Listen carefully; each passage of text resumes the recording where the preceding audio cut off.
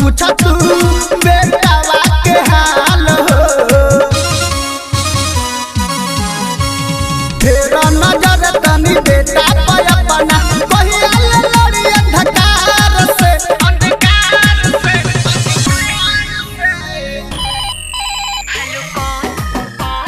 ए माई हमारा भक्त बोलतानी जिला मोतिहारी बिहार से।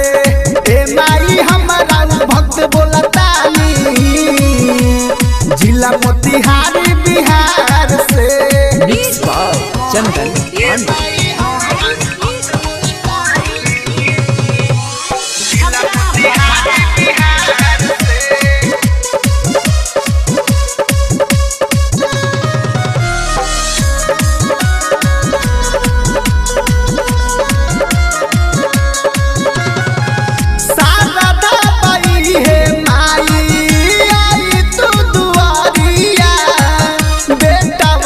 अपना तनी फेर तू नजरिया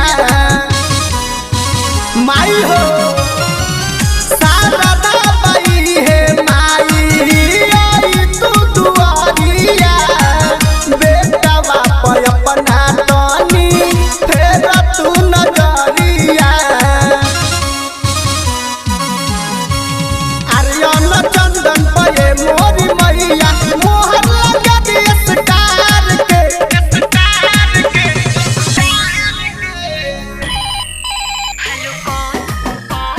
ए माई हमारा भक्त बोलतानी जिला चंपारण।